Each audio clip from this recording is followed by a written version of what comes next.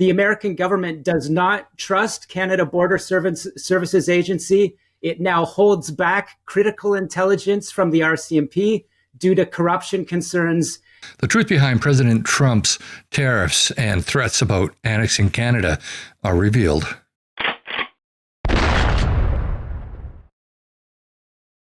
Welcome to my channel, y'all. I hope you're having a great day. Well, sometimes the truth is really hard to take and really hard to hear, especially for a lot of Canadians who, they've grown up thinking Canada was such a wonderful place. But the truth is, we've got a lot of corruption here, and it's to the point where the Americans don't trust us anymore. And really, why should they? In this video, I'm going to review a podcast of Daniela Cambone, and she interviewed a couple of people. One was Sam Cooper, who I've talked about previously on this channel, but another was an investor from the US who's also a bit of an investigator. So let's go and see some of what they said. So it is a fact that that is intellectually honest Canadians, or ones that are able to take the loving barbs of people like Marc Cohodes saying, Canada's a great place, but don't be disillusioned. Its laws are simply non-functional. As a retired RCMP officer, I can attest to the fact that we have lousy laws in Canada. Not only is it difficult to get a conviction, but once people are convicted, there's hardly any punishment, at least not compared to what happens in the United States. But beyond that, they're going to get into talking about just how inefficient our laws are as far as dealing with international transnational criminals and the corruption that is rampant through the Canadian government and our law enforcement. Right there. And this is not an exaggeration. This is what the American government is honestly pointing towards, that Canada, like Mexico, like Panama, has the same infiltration of crime issues. And I do believe there's a growing portion of Canadians that are taking it seriously, that facts like we don't have federal police in our ports in Vancouver, Halifax, Montreal. Organized crime has taken over and infiltrated those ports. Daniela, officials in Vancouver say 0.5% of all containers coming into the fourth busiest port in North America are searched. So it's open season for organized crime. And anyone that's doubting the intelligence of the Trump administration, that Canada, British Columbia specifically, is a major production and export node for fentanyl, all Canadians need to know this is true, right? So I do believe there's a dawning recognition among Canadians that we've just been sleepwalking through the dysfunction of our laws, and we need to wake up, or we will be whether we like it or not, we've lost our sovereignty. We need to put some real laws in place. And I couldn't agree more. We need to put some real laws in place. We need to put RICCO type laws in place. We need to actually allow our investigators to investigate and to bring charges. But as you'll see later, the corruption goes so high, it's going to be very difficult to break down those barriers to getting people actually convicted. And you might be surprised at just where all of this is heading. There's been pushback, right? Also from Stephen Harper, former conservative PM of Canada. He said there's no migrant flow happening from Canada to United States of any significant numbers. And I'm going to tell you right now, drugs, guns, crime, most of those things flow north, not south. Adding to that, CNN did a fact check saying Canada makes up just 0.2% of U.S. border fentanyl seizures. And the real issue is, yes, Mexico, not Canada. Now, those stats are very misleading. They're only talking about how much has been seized. But you see, the Americans take the Mexican border far more seriously than they take the Canadian border. And they're putting troops down there. They're putting tons of resources down there. They don't have nearly as much on the Canadian border. The fact is, a lot of the fentanyl is getting across the Canadian border, not being detected. And the fact that we only have about 0.5% of the containers coming into the Port of Vancouver that are even being searched, that should tell you a lot. A lot of things are getting into Canada and then moving south across the border and just not being detected. Look, my book, Willful Blindness, reported on the fact that 85 tons of precursor were seized from a purportedly legitimate businessman in Vancouver around 2017. 85 tons of fentanyl and meth precursor. This was directly connected to a BC government casino investigation, which involved what is called the Company. This is Chinese organized crime set up in Canada, running that North American money laundering for the cartels. 85 tons produced into fentanyl can kill everyone in North America a few times over. 1,000 kilograms of fentanyl precursors seized by CBSA in 2022 in Vancouver's port. That's just one shipment. It was disguised as toys from China. And as I've said, only 0.5 of 1% of containers are searched. One more figure. We've talked about these super labs up in British Columbia, tucked into the mountains when there's like 2 police officers there. These are Mexican cartel, Chinese triad super labs. The RCMP caught 95 million doses of fentanyl. They confirmed in a press conference that they knew a shipment was due to go outbound. They won't say whether it's Japan, Australia, United States, but that's a DEA investigation. The RCMP would not, and I can tell you the DEA doesn't have confidence that anyone will be prosecuted in Canada. So Mr. Harper, look, he's a strong leader. He's saying what the few good Canadian leaders have to stick up for Canada. But the fact is, and it's known within Canadian law enforcement, that Vancouver is a production hub for exporting fentanyl abroad. And the last point is 40 kilograms of fentanyl caught at the border, of the northern border of the United States. I think that's probably attributable to the U.S. government has given Canada a pass, whereas they treat the Mexican border like a military outpost. Canada is open season. Canada is open season. My point exactly. We just don't have the resources dedicated to the northern border. The U.S. doesn't, and neither does Canada. And that's why Donald Trump is so up in arms. But we're going to get a little deeper into the corruption aspect of it now, which I think will be quite disturbing.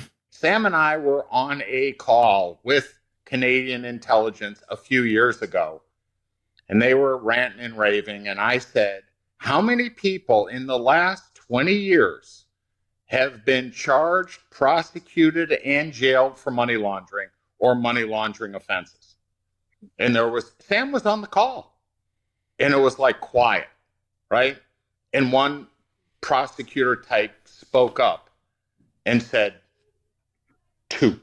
Now, I can't say how accurate that is, but I can tell you this. Our commercial crime section of the RCMP, or when I was in the RCMP, they would investigate a lot of high profile crimes, and they would work for years on these crimes and then never lay a charge. I'm going to go out on a limb here and say that happens a lot in other sections as well. Wow. And I said, why bother? Why pretend that you guys actually care about rules or laws in your country when no one is tried, no one's prosecuted? All the crimes in Canada, including crypto with Celsius and things like that, have all been brought by the United States. TD Bank and money laundering brought by the United States. Home cap mortgage fraud brought by me. And I brought it up there. No crimes have been caught or tried in Canada.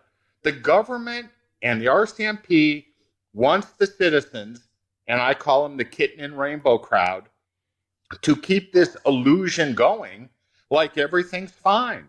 But everything's not fine. It's an absolute debacle. And while, the 30-day tariff thing was suspended or whatever, you're about to get hit with a Category 5 hurricane. And people aren't going to quite know what hit them. You're going to get knocked on your gas, and in a big way. Trump knows what's going on. The CIA knows what's going on. CISIS knows what's going on. The FBI knows what's going on. And the RCMP is so corrupted, they know what's going on, but they can't do anything. The problem is the CCP and organized crime is so embedded at the Globe and Mail, the CBC, the RCMP, OSFI, which is the banking regulator, that even if you wanted to prosecute this stuff, all these investigations get spiked when they go to the top. Now, that's really hard to hear. We've been talking about foreign interference for the last several months, but this is, a step beyond that. We have our own RCMP that has been corrupted. We have corruption, in our media. We have corruption in our bank system.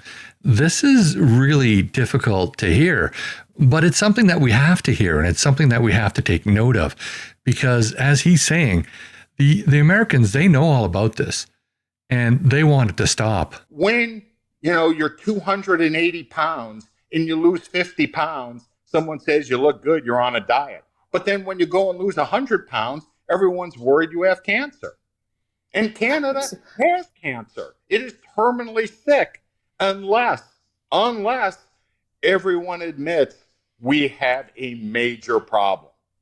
And part of getting out of a problem is admitting you have one. I mean, it's almost like alcoholism. They keep at the bottle like nothing's wrong, that we can cut rates, that the United States is picking on us, but you have no business, no military, no police force, no criminal authorities, no media that speaks truth to power. You have nothing. Trump's going nowhere for 4 years. And I'm not a Trumper. I'm not a MAGA guy. I'm not a Democrat. I'm not a Republican. I am a truth to power speaker. I've been investigated up there. I've been detained at airports up there. This is Arctic Mexico. They've run me through the gauntlet. But the problems are very large and very easy to fix. But the first thing is everyone has to admit there's a huge problem. You can't just say, oh, it's 0.023 of 1% of fentanyl. If fentanyl is just the cover for what's really wrong. What's wrong is massive money laundering by the CCP on a huge, huge, huge scale. Fentanyl is just one part of it. So it's not just the criminal gangs, it's not just the triads, it's actually the Chinese government. We are literally under attack by the Chinese government. Trump was not wrong about this. He's been right all along. The Chinese government has infiltrated Canada. It's infiltrated, you'll hear soon, the RCMP, all the media, and even high levels of our government, including right up to the top. The RCMP is infiltrated, CBC is infiltrated, prosecutors are infiltrated, Globe and Mails, everything is infiltrated for the happy gas that either Trudeau or the CCP wants people to hear. And make no mistake, this is coming right from the top. This is coming right from the PMO's office. I'm convinced of that. So, and this gentleman here, he's been doing a lot of investigating on it. So I actually believe him. The country is controlled essentially by 20 families and the CCP. Everyone else is a serf. Everyone else serves at the hand of these people. So they're told what to think. They're told that we're a sovereign nation, that we know what we're doing, that we're being bullied by our big brother down south, the U.S., where they have a problem in Mexico, not Canada. It's like, wake up, people. In terms of what Marc is saying in his unique and concise, incisive style, look, you can take that to the bank. There's a leaked intelligence report called Sidewinder that says Canada is not uniquely targeted in corruption, but the level of Chinese influence in 3 to 4 urban centers in real estate is off the charts, and Canada is more open to control because the wealth of the nation is controlled in relatively few hands.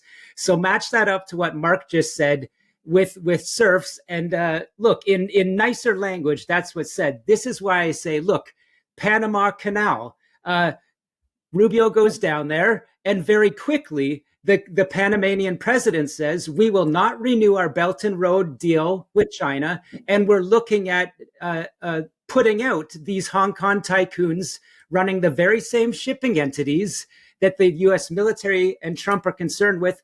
They are, this Sidewinder report said, set up in Canada. And to Marc's other points about, the RCMP not being able to deal with this, Daniela, I'm hearing from current and former high-level police officers that say,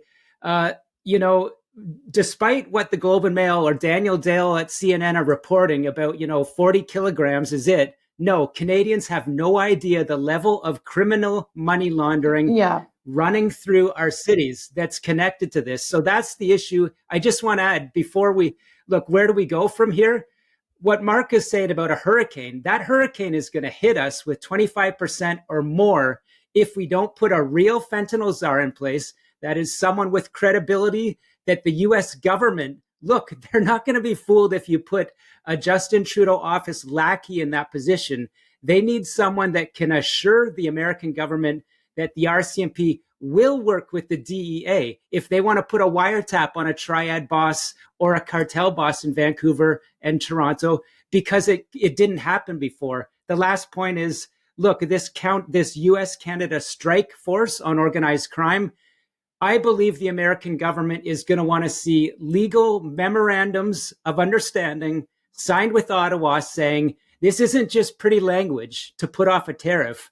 This is some sort of joint laws between Canada and the United States where we will have, you working with the fentanyl czar. If the FBI and DEA want to come up to Vancouver and bust one of these triad command control money laundering nodes, which, by the way, I'm afraid, I'll say it, some of these bosses are connected to funding of the Trudeau Liberals. I'll just drop that because it's true. And I believe the Trump administration knows it. So the Americans, we're now, in the Germany-Greece European Union relationship. Canada and United States are there. They're not trusting our word anymore. They need to see our homework. Wow, bombshell. Well, not really. We all suspected that Justin Trudeau was really corrupt. I mean, look at all of the scandals he's been involved in, and look at everything that's been going on in the last year with the SDTC scandal, and before that. We all knew it.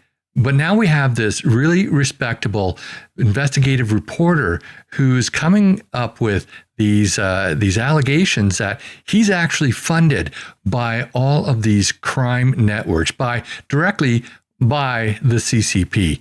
So, yeah, I think that when we finally get to the bottom of this, if we can, that we'll find that Justin Trudeau is the most corrupt of them all. I just hope that we can get to the bottom of it because, like he said, even the RCMP has been infiltrated. Trump's basically going to go to Canada and say you got a choice. You can either keep playing ball with the CCP or you can play ball with us. And his 51st state thing is rhetoric, and that's not going to happen. But something very close to it could happen where Canada realizes we have a major problem. And our only way out of the problem is to join sort of hands with you guys, call it what you want. But we need your influence. We need your clout. We need your software. We need your law enforcement to rid the country of what's really going on. I think Marc is 100% correct here. The president knows what's going on, and he's very aware of how corrupt Prime Minister Trudeau is, and he wants us to put a stop to us. I think he's willing to help us, but we have a lot to do on our own. And since the RCMP and the prosecution are so infiltrated, according to Marc, and since the Prime Minister's office is even being funded by the CCP, according to Sam, well, these are very serious issues. And if Trump knows about it, he's not going to be easy on us. He's going to make us earn their trust back. And that's not going to be easy. We're going to have to put a lot of work into this. Fortunately, I think that he's going to help. But But that's just my opinion. I'd love to know what you think. Put your comments down below. And while you're at it, please like this video, share with your friends and on social media. And if you haven't already, please subscribe to my channel and hit that bell notification so you never miss another video. Also, please join me on Thursday evenings at 6 p.m. Pacific time for my live stream on both YouTube and Rumble, where you're invited to join in on the conversation. Finally, if you want to get your Canadian firearms license, I teach the required courses. I work on Vancouver Island, so you will have to be here to take one of those courses. There are links in the show notes of this video to my website where you can sign up to take a course from me. Thanks for watching, and I'll see you in the next video.